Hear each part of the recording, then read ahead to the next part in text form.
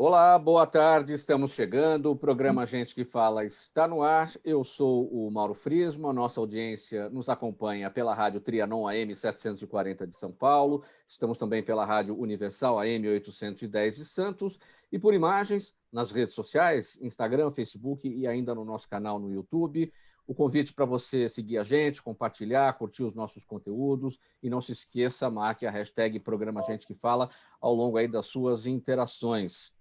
Hoje o nosso convidado para esse início de semana, segunda-feira, feriado aqui na cidade de São Paulo, aniversário da nossa cidade, com a gente o médico Dr. Milton Flávio, assessor da presidência da Fundação de Amparo à Pesquisa do Estado, a FAPESP. Dr. Milton Flávio, seja bem-vindo ao programa Gente que Fala mais uma vez, tudo bem?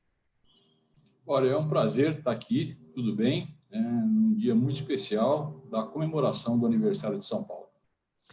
Exatamente isso, a cidade de São Paulo comemorando hoje 467 anos de fundação.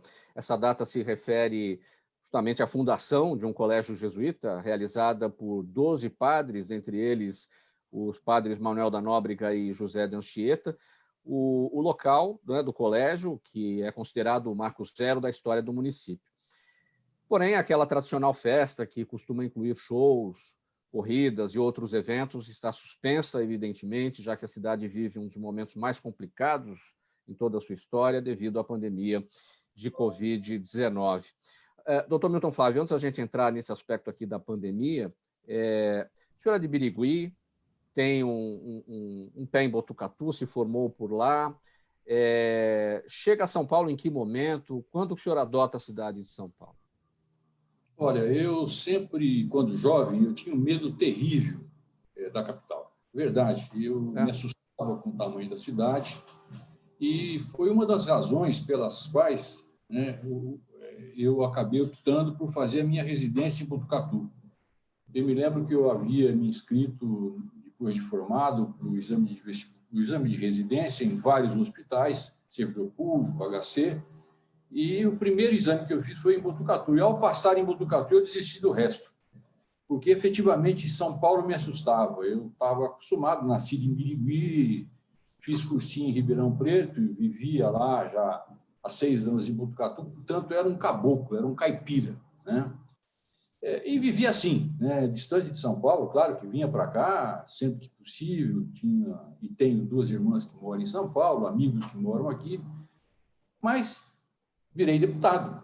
Então, em 95, eu me elegi deputado por Botucatu e acabei vindo para São Paulo. Num primeiro momento, eu dividi o meu tempo entre São Paulo, né? Ficava aqui durante a semana, na sexta-feira, quinta-feira à noite, voltava para Botucatu, fazia lá o meu consultório, mantinha o meu consultório lá, mas, na medida em que eu fui me envolvendo cada vez mais com a política, fui me distanciando progressivamente da cidade, e, a partir de 2000, né, eu acabei me mudando definitivamente para São Paulo. Então, eu sou um paulistano da Gema, né, há aproximadamente 21 anos. O senhor falou que... Perdi o medo, viu? Perdi o medo. Adoro São Paulo. Então, mas esse medo, hoje, com esse medo que ficou para trás, o senhor verifica que não havia razão de ser esse medo, ou era uma coisa de jovem mesmo que tinha que ter? Não era um medo físico, né? Eu estava acostumado à proximidade dos amigos, o encontro cotidiano, né? Um círculo mais abrangente, onde você conhecia todo mundo, sabia exatamente quem era, sabia da família. E aqui em São Paulo eu achava que era uma cidade muito cosmopolita para o meu gosto, para a minha formação, ninguém se falava, ninguém se conhecia. No seu prédio, muitas vezes você não sabia o nome dos moradores nos vários andares. Então, o meu medo era esse, né? Eu preferia viver na minha pequena aldeia. Mas, ao contrário, na medida em que eu fui vivenciando São Paulo, fui conhecendo os seus prazeres também, as suas oportunidades, as suas alternativas, eu fui gostando desse mundo cosmopolita, né? E eu me lembro quando eu ainda fazia muito fortemente medicina, eu estava num congresso no Canadá e comprei um equipamento médico. E eu me lembro que eu fiquei muito preocupado se o equipamento que eu comprei, né, se ele funcionaria aqui direitinho em São Paulo, e se eventualmente, não era equipamento médico, era equipamento eletrônico, e se eu tivesse problemas, se eu conseguiria, eventualmente, o reparo, a substituição. E a menina, que era uma portuguesa, que morava no Canadá, me perguntou, mas de onde o senhor é? Eu falei, eu sou do Brasil. Ele falou, não, eu sei, eu estou percebendo, você fala português. Mas de que cidade? Eu falei, de São Paulo. Eu falei, então, o que não tem em São Paulo, não tem no mundo. E essa é a realidade. Hoje, eu não conseguiria voltar a morar no interior. São Paulo me conquistou, eu sou um paulistano da Gema. Hoje, a cidade de São Paulo é a minha cidade, eu inspiro São Paulo, eu respiro São Paulo e eu vivo com muita alegria nessa cidade. Agora vamos, doutor Milton Flávio, transpor esse seu relato aqui para os dias atuais, momentos de pandemia. Será que o jovem hoje de Birigui, o jovem de Botucatu ou de qualquer outra cidade, das menores cidades, temos 645 municípios em todo o estado, será que existe um medo em tempos de pandemia, de enfrentar a cidade de São Paulo, a cidade das multidões, a cidade onde tem muita gente, mas é óbvio, estamos lidando aqui com tudo isso, mantendo o distanciamento social, usando máscara. Será que isso assusta esse jovem de hoje? Olha, eu diria que o jovem não se assustou com nada, né? Se assustasse, a pandemia não teria atingido a gravidade que atingiu, sobretudo nos últimos tempos. Bem observado. Os jovens, eles se sentem absolutamente inatingíveis, né? Todos são super-homens pela natureza, né? Quase deuses, né? E eles não teriam receio nenhum. Aliás, ainda ontem eu fiquei sabendo de um amigo, do meu filho, que testou para a Covid, ele, a esposa e a filha, não testou minto, médico, teve sintomas que poderiam ser de Covid, ele foi com os amigos para a praia numa boa e mandou uma fotografia de todo mundo agrupado, sem máscara, como se nada tivesse acontecendo. Lá do interior, né? O negacionismo no interior foi muito mais forte que na capital, né? Porque aqui, no começo, a pandemia começou muito forte, mas no interior, eu tenho um filho que é dentista em Botucatu, e ele dizia, pai, aqui na região não tem nenhum caso, a faculdade tem, mas são casos que vieram de fora, porque nós temos uma faculdade de medicina, ela colhe toda a região, mas eu não conheço ninguém que tenha tido Covid. Então, isso deu a eles uma falsa segurança, né? Que, na medida em que isso, de fato, não acontecia, foi reforçando essa sensação de uma falsa segurança e ao final e ao cabo, quando a coisa se generalizou, eles já estavam habituados e se imaginando absolutamente imunes à doença. Hoje, em Botucatu, eu estava vendo na televisão, parece que ia entrar na fase vermelha ou na fase laranja, né? Quando, há algum tempo atrás, né, nós dizíamos que não havia nenhum caso autóctone em Botucatu. Então, eu diria que os jovens no interior não têm medo de São Paulo, não. Pelo contrário, aspiram vir para São Paulo, justamente porque aqui você tem todas as alternativas, né? Você tem teatro, você tem cinema, você tem oportunidades de formação profissional, você tem empregos, né? Então, eu diria que, como todo o Brasil, o sonho do brasileiro que não mora na cidade de São Paulo é vir para São Paulo. Doutor Milton Flávio, falsa sensação de segurança, como o senhor destacou, a gente pode acrescentar também o conservadorismo, que é muito mais presente nas cidades do interior, e o negacionismo está mais presente aí entre os conservadores. No caso de Botucatu não vale muito, porque nós temos uma faculdade de medicina, aliás, Botucatu é muito privilegiado. O disco de Botucatu é a cidade dos bons ares e das boas escolas. Lá no século passado, o começo da educação em São Paulo começa muito em Botucatu. Eu sei que as pessoas vão estranhar, mas o Santa Marcelina chega ao Brasil por Botucatu. Então, Botucatu foi sempre uma cidade conservadora nos costumes, mas que sempre teve uma oportunidade muito grande, né, de aprendizado, de ensinamento. As professoras de São Paulo, muitas das professoras antigas, passaram por Botucatu e lá se formaram. Os fazendeiros da época, de todo o interior, mandavam suas filhas para o internato de Santa Marcelina, em Botucatu. Na década de 60, chega lá a Faculdade de Medicina, ou a Faculdade de Ciências Médicas, 4 cursos, Ciências Biológicas, Veterinária, Medicina, Agronomia. Depois veio a Unesp, né? Na verdade, a faculdade se transformou, foi incorporada pela Unesp. Lá devemos ter uns 10 cursos universitários. E temos uma FATEC, né? Então, é uma cidade que tem uma formação profissional, uma formação cultural tem uma formação acadêmica muito boa, né? Mas tem essa coisa do caboclo, né? Do interior, né? Fim de semana todo mundo se junta, vamos tomar uma cerveja, comer uma carninha, né? Fazer um churrasco. E essa proximidade, né? E o conhecimento dá a eles uma falsa segurança, né? Infelizmente. Muito bem. Bom, vamos falar agora, então, da cidade de São Paulo, né? Nossa aniversariante de hoje, Dr. Milton Flávio, 467 anos de fundação, cidade que foi fundada pelos jesuítas em 1554. Como é que o senhor observa a cidade de São Paulo hoje, numa comparação, evidentemente, com a São Paulo que o senhor encontrou quando chegou aqui, quando perdeu o medo de sair lá de Botucatu e de vir para cá? Olha, eu não sinto a São Paulo de hoje mais agressiva do que a São Paulo que eu conheci na década de 90.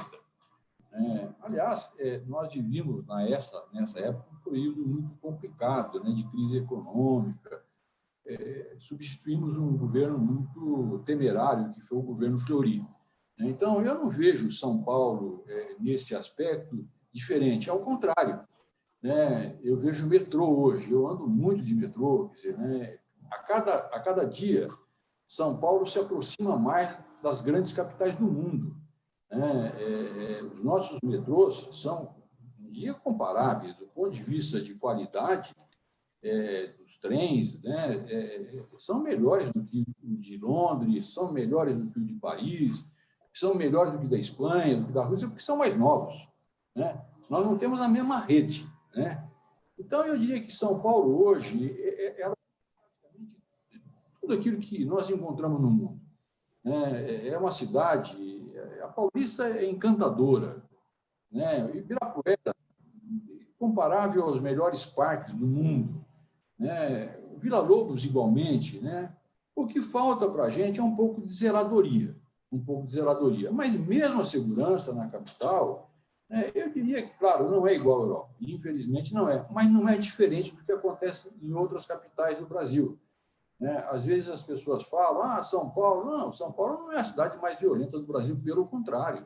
Vai para Vitória para ver o que acontece. Então, para mim, particularmente, eu tive muita sorte, Deus permita que eu continue tendo, eu nunca fui vítima de nenhum ato de violência em São Paulo. Então, talvez por essa razão, eu me sinto muito tranquilo. Às vezes até exagero, né? Eu fico tweetando, andando na rua, na Paulista, o telefone celular na mão, mas, enfim, eu me sinto muito bem em São Paulo. Gosto mais dos fins de semana e feriados, porque aí São Paulo, então, ela fica uma maravilha. Aproveitando que o senhor destacou a questão do transporte público e falou da necessidade de zeladoria, eu tenho para mim que a zeladoria fica muito mais facilitada quando há um bom comportamento da população em relação aos cuidados com os bens públicos, né? E a gente vê no transporte público, no metrô, por exemplo, eu também tenho um grande prazer de andar de metrô, porque, além de ser muito moderno, apesar da idade que o metrô de São Paulo tem, é um metrô muito moderno, muito limpo, e a população cuida do metrô. A gente não vê isso, muitas vezes, dentro dos ônibus e dentro dos trens da CPTM. E muitas vezes é o mesmo passageiro, que tem comportamentos diferentes nas diferentes modalidades de transporte. Ao que se deve isso? Como é que o senhor avalia? Olha, você disse bem, né? Você conserva e cuida daquilo que é limpo, né? Se você está num ambiente limpo, num ambiente agradável, você faz tudo para que aquele ambiente não se deteriore. Se você encontra um ambiente já deteriorado, e isso é comum na cidade de São Paulo, né? Às vezes você não tem lixeira, né? Eu tenho por hábito, né? Eu chupo uma bala, eu fico com o papel na mão até encontrar uma lixeira. Às vezes eu volto para casa e não encontrei uma lixeira. Isso é uma realidade. Eu, quando era secretário na prefeitura, conversava muito com os caçambeiros, né? São meus amigos, pessoas que eu aprendi a respeitar pelo trabalho eficiente, efetivo e importante que fazem em São Paulo. Mas a dificuldade que eles têm para ecopontos é uma coisa maluca, né? A dificuldade que você tem para resolver essas questões, a burocracia que isso envolve, é muito grande. E aí você começa a, não tendo alternativas, né? Porque o regramento é muito difícil para aqueles que cumprem as leis, né? Não que descartem em qualquer local, mas para aquele que tem uma empresa, que cumpre os requisitos e com o regramento que a prefeitura estabelece, é muito complicado, porque o aterro só recebe determinados tipos de resíduos. Você tem que ter alternativa para colocar, e é muito difícil, né? Eu ajudei a construir, quando estava na secretaria, vários ecopontos, mas ainda agora, mal sabem eles que isso não seria possível. Eu recebi uma mensagem do presidente da associação, que coordena essa área, perguntando se eu não me dispunha a voltar para a prefeitura, porque eles não conseguem mais ter um diálogo, né? Então, Mauro, essa coisa é uma coisa muito triste, e eu fico muito triste, né? Eu apresentei, quando estava na prefeitura, um projeto que eu reputava de muito importante para dar um descarte adequado para os equipamentos eletrônicos da prefeitura. Quase 4 anos, né? Até hoje a coisa continua igual, né? E o que se faz ainda hoje, né? Se faz leilão desse equipamento no Estado e na prefeitura, que são arrecadados por indivíduos que não têm nenhuma preocupação com o meio ambiente, né? Eles retiram o que é mais importante sem nenhum cuidado e depois descartam em lugares inadequados esse mesmo material. Então, eu acho que São Paulo peca muito por isso, né? Pela zeladoria, né? Na medida em que você não é capaz de superar essa dificuldade, de dar alternativas adequadas para aquilo que o mundo exige em termos de sustentabilidade, quando você não educa a população, né? E educar a população é dar o exemplo, que é o mais importante, você, infelizmente, vai continuar enfrentando essas dificuldades. Eu vejo todo dia nos telejornais, né? Pontos de descarte criminosos, não acontece nada. Eu fico imaginando, é só colocar um guarda lá, multa 5, 10, 20 cidadãos, ninguém mais joga lá, né? Mas, infelizmente, isso não acontece, né? E aí, eu não estou dizendo que seja fica aquela sensação que não é de impunidade, né? Que é de exatamente deixar a coisa acontecer, e acontece porque alguém está ganhando com isso. E haveria...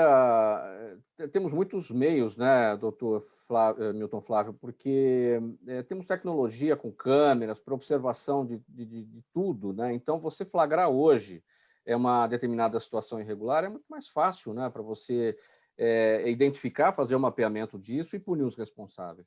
Então, Mauro, eu pensava muito, né, a partir do convite do Fausto, para que eu estivesse aqui hoje, né, do que eu poderia trazer para vocês, né? E eu me lembro de uma coisa que todo mundo fala, né? Você não faz um omelete se não quebrar ovos. Mas você só faz omelete se você tiver ovos, né? Claro.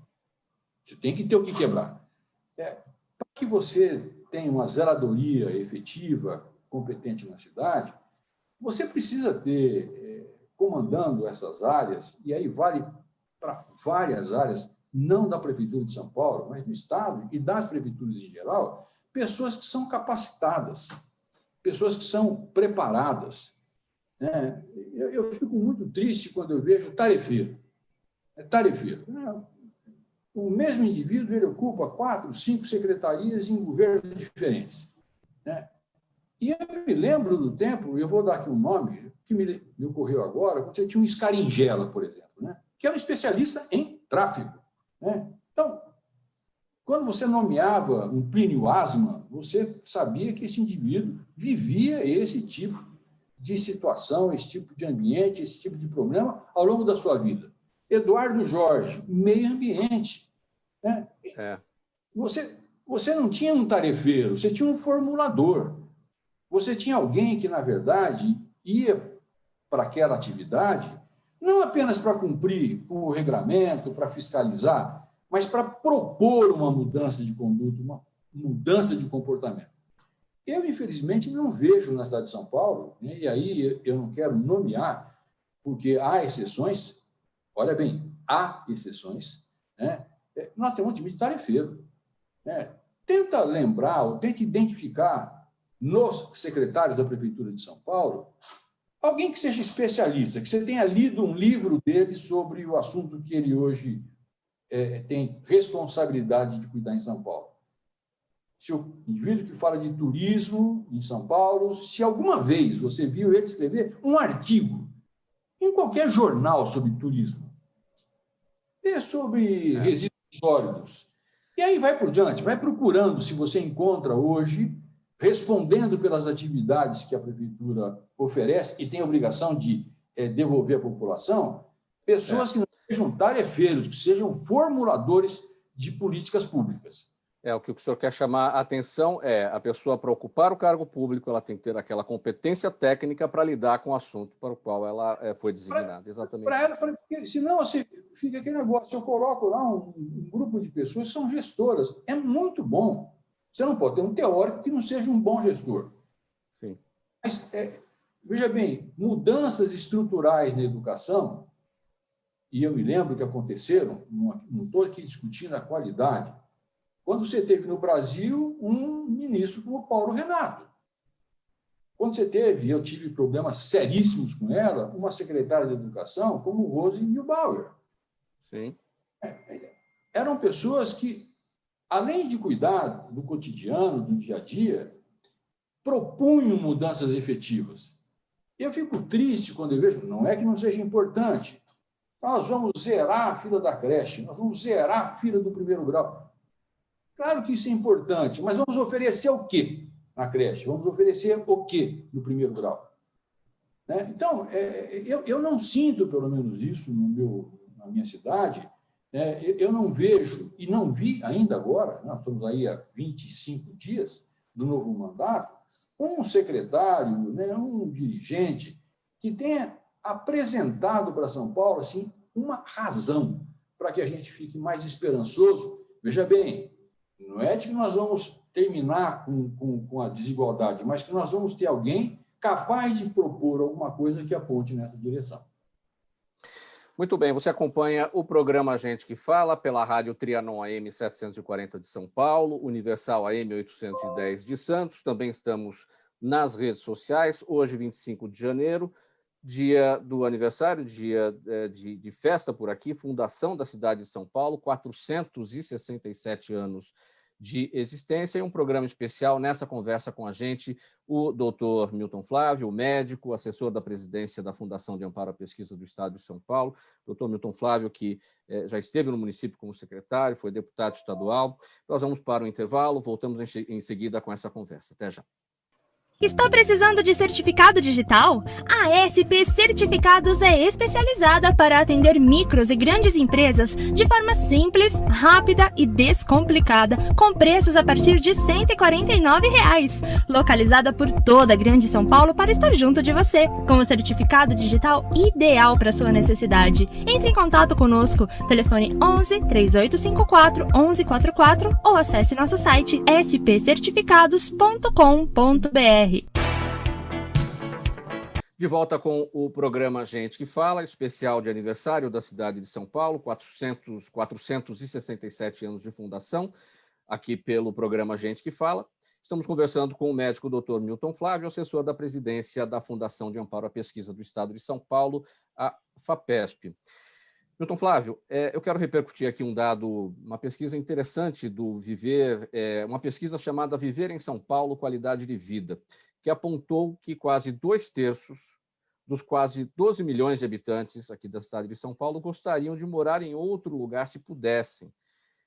O que é que explica esse número? Porque isso faz um contraponto à sua própria trajetória. O senhor veio do interior, veio de Birigui, veio de Botucatu, em busca da grande cidade. Tem gente querendo sair da cidade grande para ir, provavelmente, para um lugar mais calmo, e são 2/3 de quase toda a população aqui da cidade. Porque provavelmente eu faço parte deste terço que vive em condições excepcionais ou condições privilegiadas em São Paulo. Mauro, a cidade de São Paulo é a cidade mais desigual que nós temos no Brasil. Eu vou dar um dado para você que me preocupou quando eu estava na prefeitura, e eu, inclusive, tentei desistir, porque não consegui avançar. A gente vive dizendo que, olha, São Paulo é uma cidade diferente de Manaus, diferente de Vitória, diferente de Corumbá, né? Não. São Paulo é uma cidade diferente de bairro para bairro. Eu me lembro que houve um momento em que, e essa é uma preocupação que eu tenho, desde o tempo do Mário Covas, eu sempre acreditei que se você não tem condição, por conta dos orçamentos, de dar para o cidadão, né, uma condição salarial melhor, porque isso impacta na previdência, impacta na aposentadoria, vamos dar ao cidadão, sobretudo ao funcionário público que trabalha conosco, que é da nossa responsabilidade, aquilo que é mais importante, aquilo que pesa mais no seu orçamento. E uma das coisas é educação, né? Educação. Todo mundo que tem filho sabe que a educação pesa muito. E pesa muito, inclusive, para o cidadão que é funcionário público e que, em São Paulo, já há algum tempo, enquanto funcionário público, não tem um aumento salarial efetivo, por conta, inclusive, de determinação legal. E eu fui estudar isso, ou melhor, fui buscar estudos sobre isso. Eu não sei se você sabe, Mauro, mas a diferença entre um bairro, eu não vou citar qual seja o pior bairro, lá da zona sul de São Paulo, né? O índice cultural, de formação cultural, educacional, quando comparado com o que nós temos de melhor, que é a Vila Mariana, é de 50 vezes menos.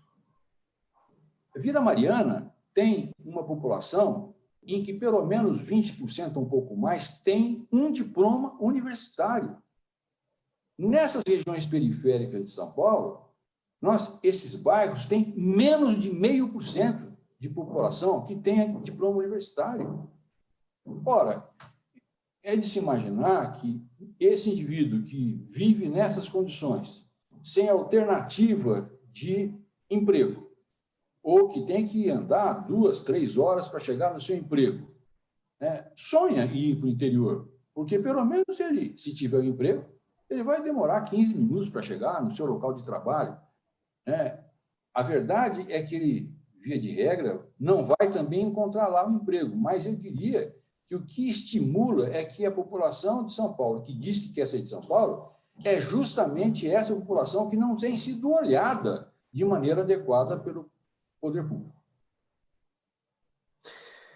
Doutor Milton Flávio, o ex-governador Franco Montoro falava sempre, ele era um municipalista, né? E ele falava sempre, nós moramos nas cidades, né? Então, a gente tem que ter a preocupação e cobrar das autoridades, por exemplo, sobre o buraco da rua, sobre o lixo na esquina. Só que a gente vê que, embora a gente more na cidade, esse aspecto que o senhor levantou da questão educacional não depende. Como é que a gente vai tirar essa diferença do extremo sul da cidade em relação à Vila Mariana sem todo um alinhamento entre todas as esferas, o município, o Estado e a União? Olha, Mauro, por incrível que pareça, não é difícil. Por incrível que pareça, não é difícil. Você sabe que, sobretudo agora na crise, eu não sei no governo Bolsonaro como a coisa anda, mas até recentemente, você tinha as nossas universidades, sobretudo as particulares, um número de vagas no FIES, enfim, nos programas do governo, muito grande, muito grande. E o que é pior, uma inadimplência também muito grande, de pessoas que entravam e não cumpriam com essa obrigação. E eu me lembro que eu negociei com uma associação de ensino privado que tinha disposição, por exemplo, de oferecer vagas em ensino universitário, inclusive priorizando áreas que a prefeitura apontasse, com um desconto considerável para os filhos de funcionários da prefeitura municipal. Bem menor do que o que eles pagam hoje. Então, eu estou dizendo para você, que você resolveria, por exemplo, em grande parte, uma reclamação dos nossos servidores. Uma outra situação, nós temos, eu não sei quantos CELs na cidade de São Paulo, localizados em regiões periféricas. Na gestão Mário Covas e Geraldo Alckmin, nós fizemos parcerias para a utilização desses espaços qualificados e ociosos em alguns momentos para que eles pudessem sediar, recepcionar entidades privadas, né, que pudessem oferecer, ou gratuitamente, ou a um preço muito mais convidativo, ensino superior para as pessoas que moram no entorno do céu. Eu estou dizendo essas duas coisas porque são propostas que eu levei à Prefeitura de São Paulo. Que foram exitosas no passado. E se você me perguntar o que aconteceu, eu diria absolutamente nada. Por quê? Porque você tem um montão de tarefeiro. E aqui eu vou dizer uma coisa que, para mim, foi uma das razões que me fez sair da Prefeitura. Nós tínhamos, na época, um secretário, que eu não vou citar o nome. Não estou dizendo que esse programa poderia dar certo, mas nós levamos a ele uma proposta, os empresários da educação estiveram presentes apresentando o plano, que eles usariam, eventualmente, aí poderia ser uma combinação a ser feita, um piloto, né? Os espaços ociosos, momentos ociosos do céu, fariam as reformas necessárias e disponibilizariam a reforma para o céu usar durante o período em que ele fazia a sua função normal, né? E através de um financiamento esses financiamentos que você tem em cartelas, coisa e tal, agora está me faltando o nome, que o Silvio Santos usa, que fazem sorteios, né? Mas, na verdade, eles não ofereciam sorteios, né? Eles ofereciam programas como se fosse uma milhagem para uma infinidade de lojas, e todo o recurso eventualmente arrecadado seria usado para financiar cursos universitários para paulistanos que moram na periferia de São Paulo, em Celso, né? Quantas vagas? 50, 100 mil vagas ano. Você vai dizer, mas será que esse programa, eu, infelizmente, não estou me lembrando como é que chama, mas é um programa que estava autorizado pelo governo federal, pelo Ministério da Fazenda, título de capitalização. Sim. Né? Capitalização. Bom, ao final da apresentação, não estou dizendo que você encontraria compradores para isso, mas era uma possibilidade. O secretário, à época, me perguntou o que o município ganha com isso. Eu disse, olha, secretário, eu não estou entendendo. Eu estou dizendo para você que esse programa pode oferecer 50, 100 mil vagas gratuitas, custo zero, para o cidadão de São Paulo, né? Em um ano para a prefeitura, e você me pergunta o que o município vai ganhar? Vai ganhar em competência, vai ganhar em justiça social, vai ganhar em dignidade. Não, mas se a prefeitura não tem vantagem, então pensem nesse assunto e no momento em que vocês tiverem alguma coisa que vocês possam me trazer, em que a prefeitura ganhe alguma coisa, a gente volta a conversar. Eu preferi pegar meu boné e vir embora para casa. Doutor Milton Flávio, o senhor é mais afeito à área da educação, como um gestor, ou à área da saúde? Olha, a minha formação é saúde, né? Sim, por ser médico. Por ser médico, professor, né? Professor de medicina, aposentado da Unesp, ex-diretor do Hospital das Clínicas, secretário da Saúde, superintendente do IANSP. E tive o privilégio de, em 2 ou 3 ocasiões, ter sido o coordenador dos programas de governo na Prefeitura Pro Serra.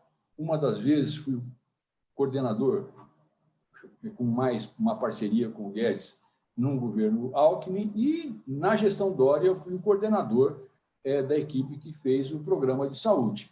É da minha lavra, embora isso nunca tenha sido atribuído a mim, né, o doutor Saúde, né, e o Corujão da Saúde. Fui, inclusive, sou obrigado a reconhecer, convidado pelo Polara para ser o seu adjunto. Na época não me pareceu adequado, mas, tirando esse primeiro convite, nunca mais fui convidado para opinar, para colaborar, né, para, de alguma maneira, oferecer a minha experiência para ajudar na Prefeitura de São Paulo. Isso vai um pouco em cima daquilo que eu dizia no começo, quer dizer, né?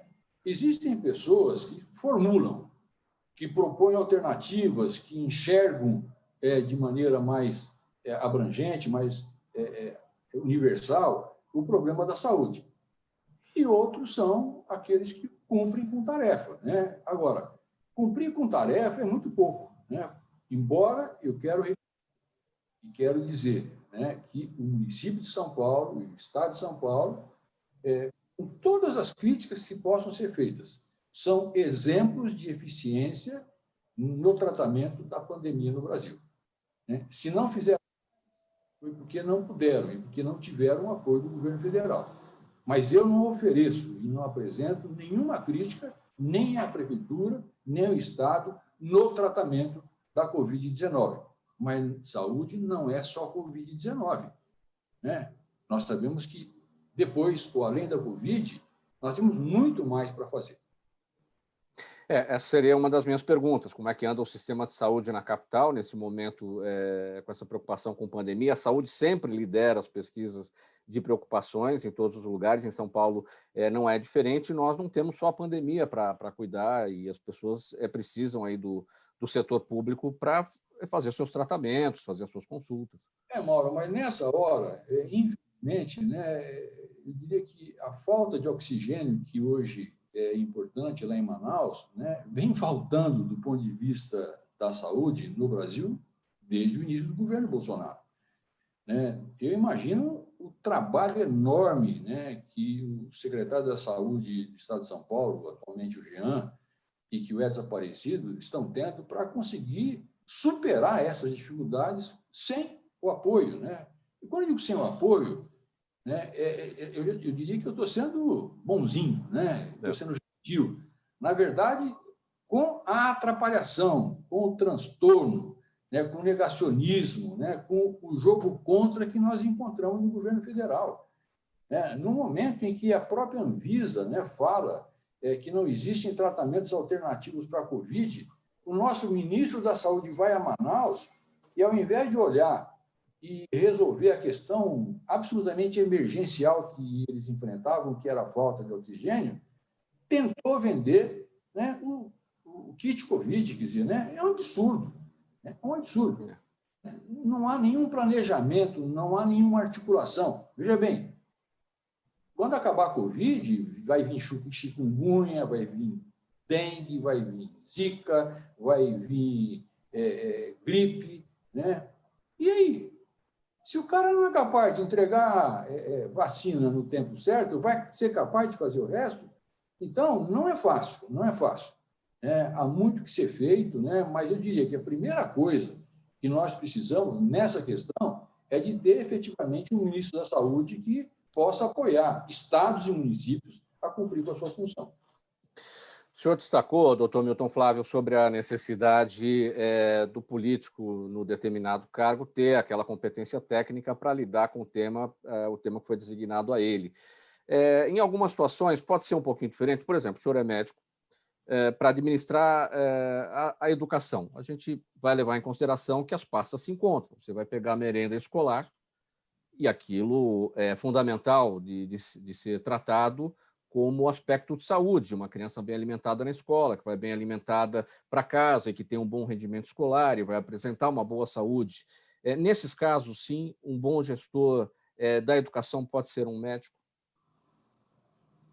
Olha, eu não vejo... eu me lembro que quando eu era deputado, eu fui com Walter Feldman para Portugal e iríamos com José da Silva Guedes, que era o secretário da Saúde, para conhecer o programa em Portugal que deu origem às organizações sociais aqui no Brasil. Como o Guedes assumiu naquele momento, o Guedes se comprometeu a ajudá-lo, o Serra não era da área, né? E depois eu vou fazer uma brincadeira que eu fiz com o Serra e ele fez comigo, né? E eu, quando fui para Portugal, eu e o Walter, eu fiquei muito constrangido, né? Falei, poxa, eu vou chegar lá em Portugal, a primeira pergunta que vão me fazer é isso: como é que vocês têm um ministro que não é da área da saúde? Sabe o que eu descobri lá, Mauro?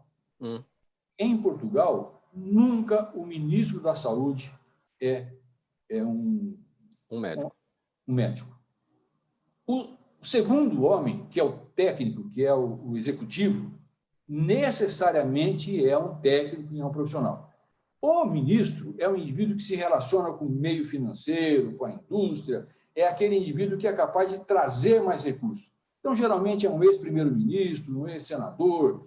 Como foi o Serra? Alguém que conhece a problemática institucional, conhece o regramento, conhece o sistema bancário, conhece o sistema internacional e vai dar suporte. E se assessora dos técnicos, né?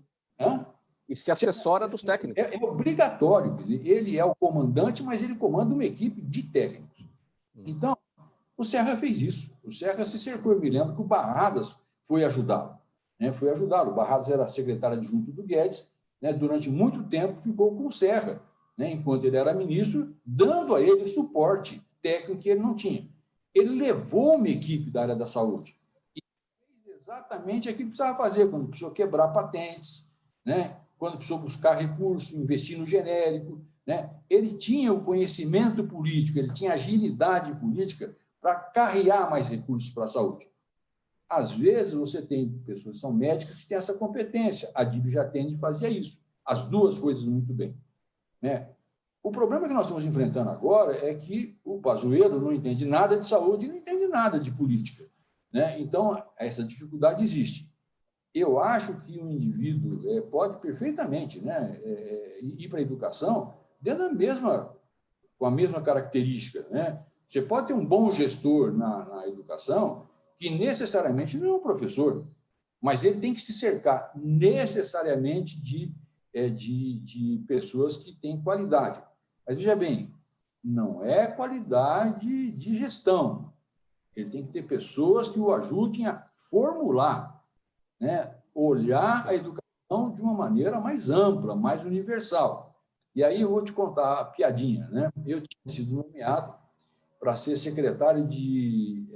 subsecretário de Energia Renovável. Encontro o Serra numa conferência e ele, para me provocar, né, nós temos uma relação pessoal muito boa, ele disse: "Ô, Milton Flávio, que conversa é essa, rapaz?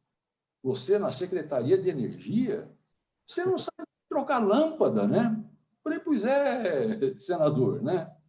Você não sabia dar injeção e foi ministro da Saúde e ainda ousou acreditar que foi o melhor ministro da Saúde do mundo. Eu estou te imitando, né?" Claro que é uma provocação. Claro. Efetivamente, eu tenho absoluta clareza que eu fiz uma gestão, talvez tenha sido a melhor gestão que eu tive na minha vida na atividade pública, na Secretaria de Energia Renovável, mas porque eu tinha um grupo técnico. Eu me lembro, na primeira reunião que eu tive com eles, eu disse exatamente isso, Mauro.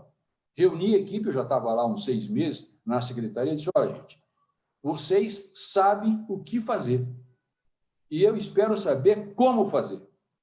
Então, façam, me entreguem na mão e eu vou conquistar." Isso foi tão claro, foi tão eficiente, foi tão produtivo, que no primeiro leilão de energia renovável fotovoltaico do Brasil, para surpresa do Brasil e do mundo, São Paulo ganhou 30%. As pessoas não acreditavam que São Paulo pudesse sequer participar do leilão. Nós ganhamos 30% do leilão, Pereira Barreto e Guaimbê. Agora, quantas vezes mais nós ganhamos depois dessa vez? Nenhuma. Sabe por quê? Mudou o enfoque, mudou a característica, mudou o gestor. Este é o programa Gente que Fala. Você nos acompanha pela Rádio Trianon, AM 740 de São Paulo, Universal AM 810 de Santos. Também estamos nas redes sociais, você nos vê por imagens, no Instagram, no Facebook e também no nosso canal no YouTube. Hoje um programa especial, em homenagem ao aniversário da cidade de São Paulo, 467 anos de fundação. Estamos conversando com o Dr. Milton Flávio, que é o assessor da presidência da FAPESP, a Fundação de Amparo à Pesquisa do Estado de São Paulo. Nós vamos para um intervalo e voltamos em seguida. Até já. Está precisando de certificado digital? A SP Certificados é especializada para atender micros e grandes empresas de forma simples, rápida e descomplicada, com preços a partir de R$ 149. Localizada por toda a Grande São Paulo para estar junto de você, com o certificado digital ideal para sua necessidade. Entre em contato conosco, telefone 11 3854 1144 ou acesse nosso site spcertificados.com.br. De volta com o programa Gente que Fala, você nos acompanha pela Rádio Trianon, AM 740 de São Paulo, Universal AM 810 de Santos e também nas redes sociais. E o nosso convidado de hoje, em homenagem à cidade de São Paulo, uma conversa importante com o Dr. Milton Flávio, assessor da presidência da FAPESP, a Fundação de Amparo à Pesquisa do Estado de São Paulo. Milton Flávio, que foi deputado estadual e também já esteve na Prefeitura de São Paulo como secretário também. A gente vai entrar em outros assuntos já importantíssimos, e eu já vou dar o gancho para esses assuntos importantíssimos, doutor Milton Flávio. O senhor terminou o bloco anterior falando a respeito do ex-governador José Serra. Ele tem uma frase que eu ouvi dizendo já muitas vezes: administrar é eleger prioridades. O senhor concorda com essa frase do governador José Serra? E quais são as prioridades em São Paulo a serem administradas hoje, com tantos problemas que temos? Temos Cracolândia, que talvez seja um dos maiores, porque se relaciona com a saúde pública, se relaciona com a criminalidade. O que o senhor avalia? Olha, eu assino embaixo do que o Serra disse, né? Acho que um bom gestor só será bom gestor se puder souber escolher prioridades, até porque os recursos que nós temos são insuficientes para que você faça tudo aquilo que, eventualmente, o cidadão espera e precisa. Agora, para isso, e eu brinquei no começo, você precisa ter ovos para fazer esse omelete. Você precisa ter pessoas competentes. Dá uma olhada, e acho que foi importante você lembrar, você foram duas pessoas que, na minha opinião, são excepcionais exemplos que merecem ser consultados. Franco Montoro era um gestor da melhor qualidade. Uma das melhores coisas que o Franco Montoro fazia era compartilhar a sua gestão e escolher os seus assessores. Se você olhar o secretariado do Franco Montoro, quando ele foi o governador de São Paulo, você vai descobrir que vários, inclusive o próprio Serra, tiveram um destaque muito grande. Paulo Renato, para citar dois, chegaram a funções relevantes no país, porque tiveram oportunidade, foram apoiados e foram bem escolhidos para as funções que eles sabiam. Tinham formação para fazer aquilo que faziam. O Serra, quando foi prefeito, criou aqui na prefeitura um secretariado, né, com cara de ministério. O João Dória fez uma coisa parecida, mas o Serra fez ainda mais. Tinha, inclusive, ex-ministros, né, que assumiram funções relevantes no seu governo. Claro que eu digo isso, Mauro, porque às vezes as pessoas acham o Milton Flávio fala isso porque ele é velho. Não. Né? Eu digo isso porque quando você vai buscar o diálogo com entidades bancárias, instituições internacionais, instituições federais, grandes empresas, a imagem, o currículo, a tradição, a história do indivíduo é muito importante. Não há dúvida que você pega um secretário como o da Fazenda de São Paulo, Meirelles, que foi ministro, ele tem muito mais facilidade para conversar, para discutir um problema do que um indivíduo. Vai o Milton Flávio lá. Quem é o Milton Flávio na área da economia? Não é ninguém. Eu digo isso porque eu me lembro que, numa certa ocasião, me foi oferecida uma função no governo do Estado. Agora, recentemente. Eu disse, olha, eu não vou aceitar, sabe por quê? Porque não é porque eu quero ser secretário, é porque eu não serei sequer recebido. Se eu tinha dificuldade em, eventualmente, me apresentar como subsecretário, quando eu ia discutir com a Petrobras, por exemplo, quando ia fazer enfrentamentos com órgãos federais, você imagina se eu chegar lá e eu sou coordenador, eu vou falar com o coordenador da área. Eu não vou resolver o problema. Então, eu queria só destacar que esses problemas importantes que nós temos, você não resolverá se você não tiver pessoas que tenham o reconhecimento dos interlocutores com os quais ela terá que conversar. Problema sério de São Paulo, primeiro é emprego. Emprego próximo da casa do cidadão. Né? Você tem duas alternativas, ou constrói os novos conjuntos habitacionais, como tem sido feito de maneira progressiva no centro de São Paulo, porque aqui está o emprego, ou, que seria mais importante, descentraliza a atividade de São Paulo, né? Levando para a periferia aquilo que pode ser feito na periferia com qualidade. Mas isso, de novo, você precisa ter alguém que conheça a política urbanística. Você precisa ter alguém que tenha minimamente o conhecimento de como isso é feito. Um problema muito sério, Mauro, que nós temos, são os moradores de rua, nem a Cracolândia. De novo, eu acho que você resolve isso num tapa. Num tapa. Eu fiz uma vez com o Mauro Ricardo uma provocação. Falei, Mauro, eu sou um cara que trabalha por resultado. Me dá um ano. Se eu não terminar com o pessoal que mora na rua, você pode me mandar embora. E eu não quero R$1 da prefeitura. Como assim? Eu só quero poder trabalhar com os prédios que estão com o IPTU atrasado e estão desabitados de São Paulo. Negocio por um tempo determinado, vou falar com o pessoal do Classecom, Sescom, né? Nós vamos resolver esse problema. Não vamos colocar R$1. Né? E é verdade, você tem quantos prédios abandonados você tem em São Paulo com devendo IPTU, né, aos milhões? Né? Como não resolver? Né? Então, eu só estou te colocando, Mauro, mas eu vejo isso. É a mobilidade urbana, é o emprego, é a distância entre o emprego, né? E aí você tem toda essa questão do transporte, né? A segurança e, basicamente, né, a saúde e educação. Né? O resto eu diria que é recheio, é cosmético. Né? Pelo menos eu posso ter passado por cima de alguma coisa, mas me parece secundário em relação aos demais. Bom, tudo isso são presentes que a cidade de São Paulo gostaria de ganhar no dia de hoje. O fim da Cracolândia, o fim do déficit habitacional, enfim, temos uma série... É um pouco complicado, viu, Mauro? Porque, na verdade, eu diria que houve um erro ao se dizer fim da Cracolândia, né? Porque o fim da Cracolândia significa o fim da dependência química. Né? E isso é um problema que o mundo inteiro enfrenta. Né? Então, nós precisamos tratar dessa questão de uma maneira um pouco mais adequada e até a FAPESP, num certo momento, pretendeu ajudar a prefeitura no sentido de formular um programa que, eventualmente, pudesse ajudar e, efetivamente, inclusive, a medir, né, como é que os programas que estão sendo feitos nessa região estão efetivamente trazendo de resultado.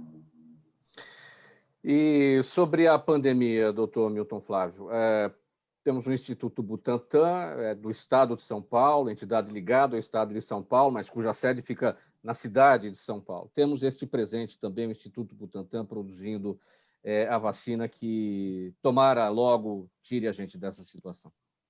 Olha, São Paulo exemplificou. Né? Eu sempre digo isso, eu enfrento dificuldade com alguns colegas da minha turma, inclusive, que não estão morando mais na cidade de São Paulo, alguns fora da cidade de São Paulo, que acham que houve uma politização exagerada, que o nosso governador exagera na politização, tanto quanto o Bolsonaro, que essa questão deveria ter um outro enfoque. E eu concordo. Eu também acho que, infelizmente, o Brasil propicia isso. Eu acho que isso é um efeito do trumpismo para o mundo. Né? As pessoas passaram a usar as mídias não convencionais, ou agora convencionais, para divulgar os seus feitos. Né? Eu sempre digo, né? Eu já nem abro mais, porque eu não aguento. Né? Eu não aguento propaganda. Né? Eu prefiro ler jornal e fazer a minha análise. Mas São Paulo exemplificou. Né? Infelizmente, estamos enfrentando um problema muito sério, que é o problema da política exterior. Né? O Ministério Exterior do Brasil é um desastre completo. Ele rompeu com todos os nossos parceiros tradicionais, né?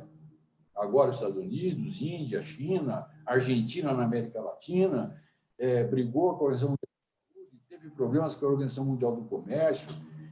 Eu acho que uma das coisas que nós vamos precisar torcer é para que o nosso presidente da República nos ajude. Né? E ele pode ajudar muito, Mauro, o Brasil, com 3 mexidas que não são... Né? Ninguém nem vai perceber, aliás, só vai perceber porque vai haver melhora. Trocar o ministro do Meio Ambiente, trocar o ministro do Exterior e o terceiro, eu falei que eram 3 mudanças, né? Meio Ambiente, ministro do Exterior, agora eu vou ficar te devendo o terceiro, da saúde, claro. Saúde, É que eu esqueci que tinha ministro na saúde. Desastre completo, não dá risada. E o Brasil tem... Imagina, Mauro, você imagina, né? Você estava assistindo a Anvisa, né? O ministro tinha de uma semana antes vender o kit Covid. Aí ele ouve da Anvisa todos dizerem já que não existe nenhum tratamento alternativo e precoce. Meu Deus do céu, pega o boneco e vai para casa. Vai para casa, né? Não passa vergonha mais. Né? Eu imagino esse cara chegando em casa e olhando para o filho dele. Se ele tiver filho de 14 anos para cima, o filho dele vai morar com a avó. Né? Os generais não querem, né? Não querem dizer que são generais mais. Né? Vão dizer, não, eu estou numa outra carreira. Né? Pelo amor de Deus. Doutor Milton Flávio, nosso tempo já está chegando ao final. Qual que é o seu lugar preferido da cidade de São Paulo, que te dá o maior prazer em visitar, em passar, em olhar, e a saudosa lembrança da cidade desde que chegou aqui nos anos 90? Olha, eu vou fazer aqui primeiro uma brincadeira. Né? O lugar que eu mais gosto na cidade de São Paulo é a minha casa e a casa dos meus filhos. É verdade, é verdade. Claro. O segundo lugar que eu tenho paixão, né, e é uma paixão coletiva, é o Parque de Ibirapuera. Mas a terceira talvez seja só minha. Eu adoro andar pelo centro de São Paulo. Né? Eu fiquei lá durante um certo tempo, né, na prefeitura, como é gostoso. Né? Aquilo me lembra São Paulo que eu sonhava, que eu vivenciei nos primeiros anos, mesmo com medo quando eu vinha para São Paulo. O centro de São Paulo é maravilhoso, é maravilhoso. Eu adoro estar lá, naquele centro. E a saudosa lembrança? De São Paulo? Os bondes. Bondes. É a lembrança mais forte que eu tenho, até porque aqui vem uma brincadeira. Eu me lembro, eu era garoto, a primeira vez que eu saí de Birigui, peguei um ônibus para vir para São Paulo, eu tinha um tio muito brincalhão, e na família, o meu apelido era Tuta. E ele falou, Tuta, toma cuidado, viu? Não pisa no trilho do bonde, porque dá choque, né? E eu pulava. Era garoto, eu devia ter 8, 9 anos, não tinha a menor ideia do que acontecia, né? E essa lembrança dos bondes, do Brás, naquela época, eu tinha meu padrinho, minha madrinha moravam no Brás, e é lá que eu pegava o bonde, né? É uma lembrança muito interessante. Literalmente, o senhor pegou o bonde da história, essa é a verdade. O bonde da história, né? São Paulo está sendo, para mim, uma cidade maravilhosa, né? Maravilhosa. Né? Pode melhorar muito, né? E eu aqui queria pedir para o prefeito Bruno Covas trabalhar um pouco mais com a sustentabilidade. Né? Nós temos hoje energia fotovoltaica. Né? Recado final, Mauro, temos lixo, toneladas de lixo que poderiam ser transformados em energia limpa. Resolveu um problema grave que o mundo inteiro já resolveu. Nós podíamos estar produzindo biogás em aterro. Né? Meu Deus do céu. Prefeito, acorda. Acorda. O Paulo merece mais. Doutor Milton Flávio, médico Milton Flávio, assessor da presidência da Fundação de Amparo à Pesquisa do Estado de São Paulo, FAPESP, nosso convidado de hoje, em homenagem ao aniversário da cidade de São Paulo, 467 anos de fundação. Muito obrigado pela sua presença. Eu que agradeço, uma oportunidade, um grande abraço. E, paulistanos, vamos comemorar. Nossa cidade merece. Termina aqui esta edição do programa Gente que Fala. Na mesa de som da Rádio Trianon, Sérgio Souza, nosso gerente técnico também da emissora, apresentação minha, Mauro Friesman, pauta e redação Pedro Schiavon, Zenilda Salvato, nossa diretora de produção, Fausto Camunha, nosso diretor-geral, e do outro lado, você, ouvinte, também espectador, a razão da nossa presença aqui todos os dias. Obrigado pela audiência. Parabéns à cidade de São Paulo, 467 anos. A gente quer ver você crescendo. Tchau, tchau, até amanhã.